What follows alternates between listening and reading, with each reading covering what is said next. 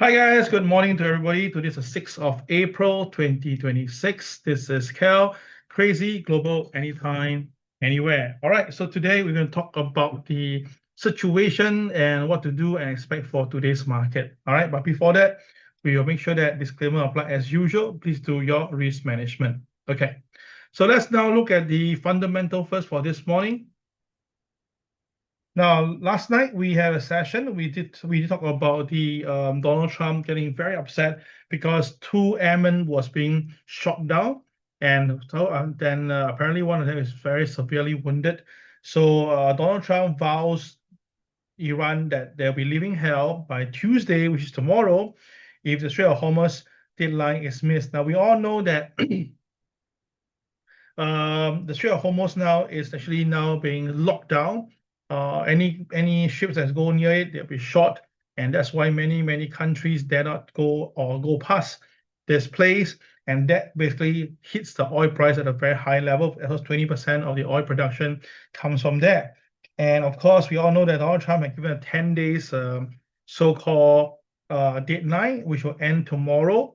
And of course, if that doesn't really comes into a conclusive outcome, then things will get very crazy. So because of that, Nikkei has fell, Korea has fell.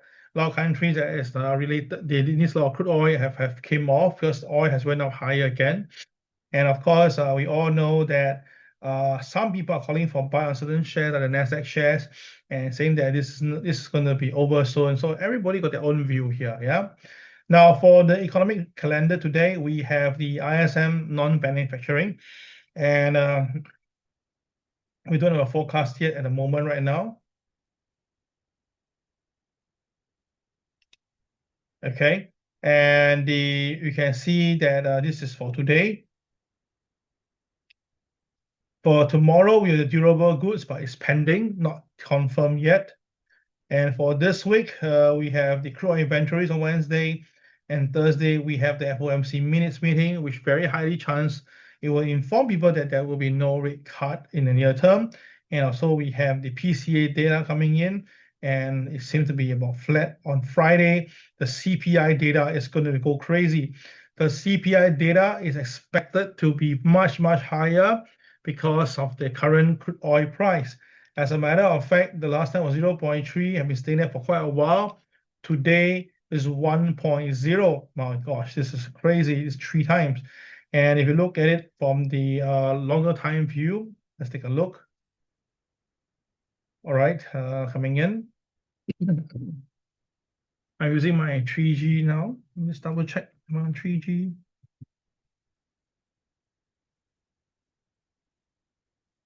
No wonder.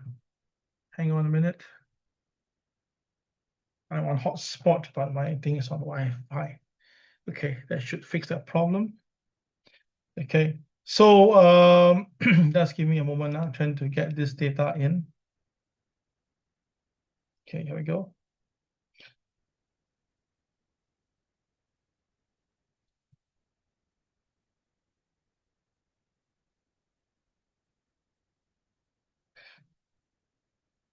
Okay, just hang on. The internet slipped in first. Okay, so consumer price index is the measure of the price of goods and services from the perspective of the consumer.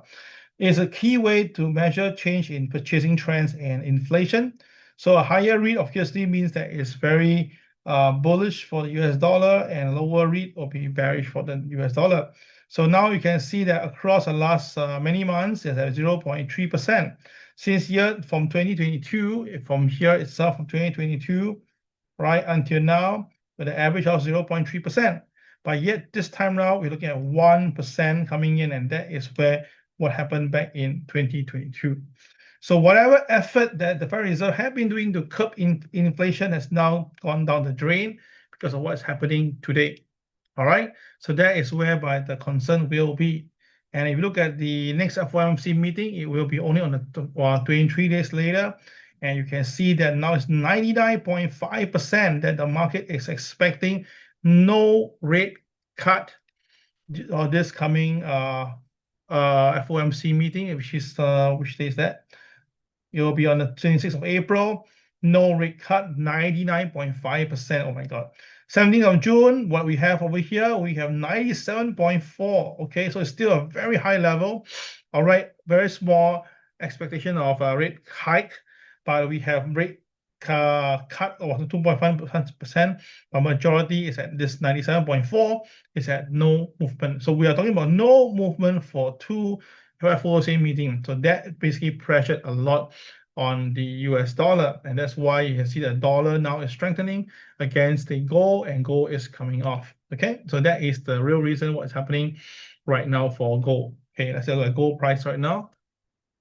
Okay, just give a minute.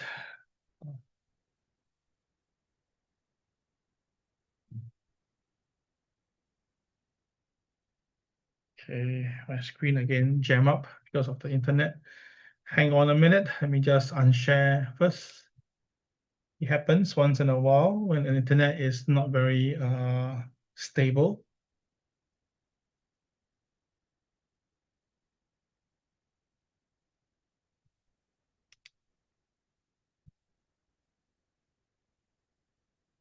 Okay, it's back up again. Hold on, let me just share my screen.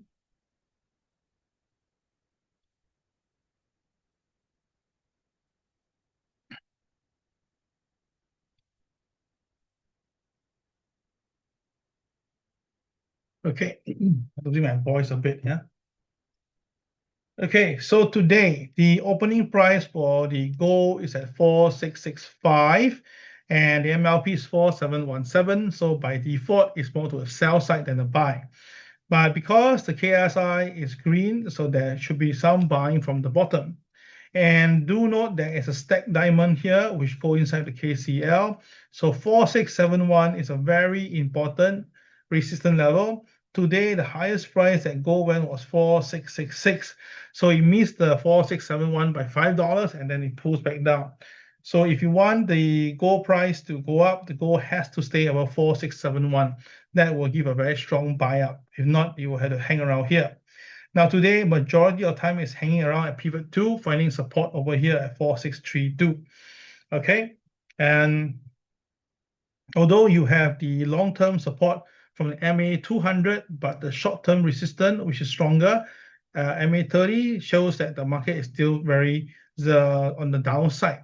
So unless the market can go past 4755, the MA 30, if not, right, the dark market will be likely on a sideways note, all right, or sideways or downside move. Okay, so let's see whether can I go to the 5-minute chart. Hopefully it goes through. That's this way am I staying at the hotel, got no window, so I cannot get much 3G into it here. Okay, so let's visit what has happening right now on the gold price. So gold this morning, once it opened, right, very fast, immediately it slammed down all the way to KTR -1, and then after that subsequently tested pivot 2 and the KTR -2. And then it staged a small rebound, and you can see the volatility is crazy. The market slammed KTR -1 to KTR -3 at a very, very fast pace. I saw that movement. It was very sporadic, and then after that, it stays around here as a resistance at KTR -1. Then after that, it gave in again, and it came back down and supported itself very nicely at the KTR -3. Then after that, the boys came in to buy, and the price pulled back, but this time around it didn't go to KTR -1 as planned. So now it's hovering here at this KTR -2, which is happened to be the pivot point at the same time. So my suggestion is this: if the gold price do later go up above OP, the probability to go to KTR +1 is going to be very high. Okay, KTR +1. So where is it? Let's take a look. Let's check the screen now.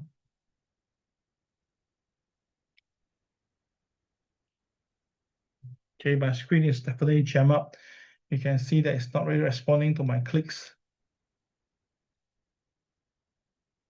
Okay, so okay, wait, coming in, small little window. Okay, so if the gold price can go up, it should go all the way to KTR +1, and that's 4683. Okay, so that is the upside for gold. The downside for gold can go back down again to the KTR -3, which is 4609. Okay, All right, so if you ask me, I think, in my opinion, there's a higher chance of this going to 4683 than going down to 4609. Now, the reason is because I believe that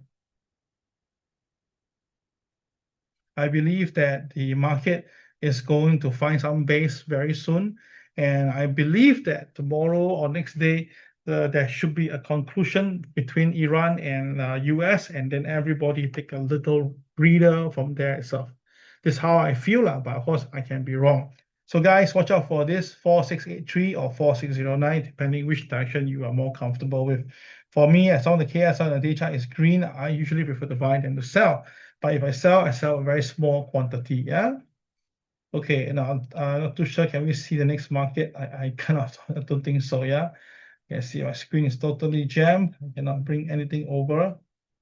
And try to sneak into one. Let's give a moment. Now, previously I was in the Hanoi. I have a router for myself, so that's why it's good. Today I'm on 3G, really on this overseas costing, but it's the best way I can get to you. But because there's no window around me, hence I think it's quite difficult for the data to stream in. Yeah, okay, we just try. Okay. All right, this morning oil, I told you guys the morning will gap up, right? Yesterday on Friday, the oil closed at 112. This morning went to a high of 115. I booked my profit at 114. And then after that, you can see subsequently the crude oil price came back down to where it started. Okay, so does it mean that it tell me anything? Yeah, it tells me a lot of things. It tells me that someone is selling the oil while it's going up. Someone is actually not really pushing up the oil price to the next level yet. So the oil price now is back to 112 below. What should we do? Do nothing. Just wait for a while, right? No need to hurry into this particular counter at this moment right now if you missed the first run yesterday on Friday. Okay, so the next market that we're looking at right now, okay, will be the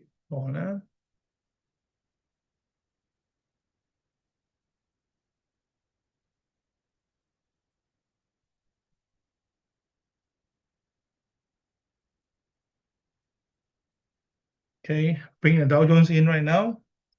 Now, Dow Jones this morning has a very strong rally because oil price is coming down as we are speaking. Oil price is coming down. The oil price is now at 112.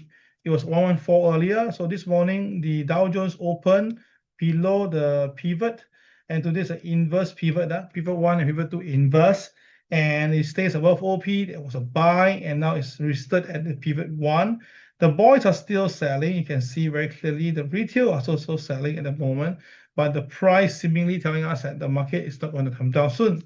So based on OP rule, we just need to buy, and there is a possibility that the Dow Jones can go back to here at 47,600 series. Okay. Just have to expect this to happen. If the Dow Jones is to go up, it is possible to go all the way to the MA 200 level, because now we are very close by to the MA 30. If the short-term moving average get burst by the buying momentum, then the high chance of the Dow going to that level is there, 47,600. It is actually very possible. Okay, so let's look at the next market. I think you want to know will be Bitcoin, right? Okay, let's bring the Bitcoin in story. Now, today, Bitcoin has, I told you yesterday, Bitcoin has changed directive. It should be heading towards the 70,000, 71,000 level in the near term. Why? Because we have the boys have been accumulating for many days. And today we saw the diamond line being drawn, which coincides with the KCL, which is 68,810. So in short, as long as the Bitcoin stay above 68,810, right, this is a very good strong for a buy. And also at the same time, if the market continue to go higher, 71,000 will be the next target. Okay, so the upside and downside has been confirmed for you for Bitcoin. All right, and then let's look at one more market. That is the silver, as per requested, silver.